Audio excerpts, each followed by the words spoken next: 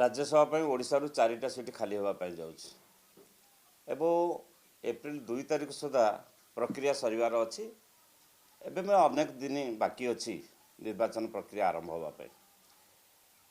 ବିଜୁ ଜନତା ଦଳର ସଂଖ୍ୟା ଯେତିକି ଅଛି ବିଧାନସଭାରେ ସେଥିରେ ଗୋଟିଏ ସିଟ୍ ନିଶ୍ଚିତ ଏକଥା ସମସ୍ତେ ଜାଣିଛନ୍ତି ଏବଂ ଦ୍ୱିତୀୟ ସିଟ୍ ପାଇଁ କ'ଣ ନିଷ୍ପତ୍ତି ହେବ, ଦଳ କ'ଣ ଆଭିମୁଖ୍ୟ ନେବ ଏକଥା ଆଲୋଚନା ସ୍ତରରେ ଅଛି ଏବଂ ଆମର ନେତା ଶ୍ରୀଯୁକ୍ତ ନବୀନ ପଟ୍ଟନାୟକ ଠିକ୍ ସମୟରେ ଠିକ୍ ନିଷ୍ପତ୍ତି ନିଅନ୍ତି।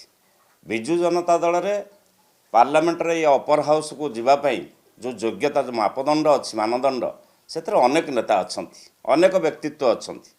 ତେଣୁ ଠିକ୍ ସମୟରେ ନବୀନ ବାବୁ ଠିକ୍ ନିଷ୍ପତ୍ତି ନେବେ ଏବଂ ପ୍ରାର୍ଥୀତ୍ୱ ଘୋଷଣା କରିବେ। ନବୀନ ବାବୁ ଯେଉଁ ବରିଷ୍ଠ ନେତାଙ୍କୁ ଭେଟିବା କଥା କହୁଛନ୍ତି ଏଇଟା କେବଳ ସେତିକିରେ ସୀମିତ ନୁହଁ, ବିଭିନ୍ନ ବର୍ଗର ନେତୃବୃନ୍ଦ ଯେଉଁମାନେ ଅଛନ୍ତି ଆପଣ ଦେଖିଥିବେ ଜିଲ୍ଲା ପରିଷଦ ପ୍ରେସିଡେଣ୍ଟମାନଙ୍କୁ ମଧ୍ୟ ଡକେଇ ତାଙ୍କ ସହିତ ଆଲୋଚନା କରିଛନ୍ତି। ତ୍ରିସ୍ତରୀୟ ପଞ୍ଚାୟତ ରାଜ ବ୍ୟବସ୍ଥାର ସର୍ବୋଚ୍ଚ ସ୍ତର ଯେଉଁଟା ସେ ନେତାମାନଙ୍କୁ ମଧ୍ୟ ଡାକି ଆଲୋଚନା କରୁଛନ୍ତି, ମହିଳାମାନଙ୍କୁ ଡାକି ଆଲୋଚନା କରୁଛନ୍ତି, ଯୁବ ଛାତ୍ର ମାଇନରିଟି ପ୍ରତ୍ୟେକ ସେଲ୍ର ଯେଉଁମାନେ ନେତୃବୃନ୍ଦ ଅଛନ୍ତି ଓଡ଼ିଶାର ରାଜ୍ୟରେ ସେମାନଙ୍କୁ ଡାକି ଭିନ୍ନ ଭିନ୍ନ ସମୟରେ ବିଭିନ୍ନ ରାଜନୈତିକ କାର୍ଯ୍ୟକ୍ରମ ଦଳ କ'ଣ ନେବ, କ'ଣ ସମସ୍ୟା ଅଛି, ରାଜ୍ୟବାସୀଙ୍କ ହିତ ପାଇଁ ରାଜ୍ୟବାସୀଙ୍କ ବିକାଶ ପାଇଁ କେଉଁଟା ଆବଶ୍ୟକ ସେ ଉଚିତ ପରାମର୍ଶ ଦେଉଛନ୍ତି ଏବଂ ବିଜୁ ଜନତା ଦଳ ସେ ଅନୁସାରେ ଆଗଉଛି।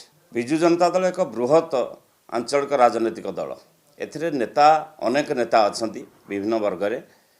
ତେଣୁ ବରିଷ୍ଠମାନଙ୍କ ଯେଉଁ କଥା କୁହାହେଉଛି କିମ୍ବା ନିର୍ଦ୍ଦିଷ୍ଟ ଭାବରେ ଯେଉଁମାନଙ୍କୁ ପଚରା ଯାଉନଥିଲା ଯେଉଁ କଥାକୁ ଉଠୁଛି ସେଇଟା ଠିକ୍ ନୁହଁ।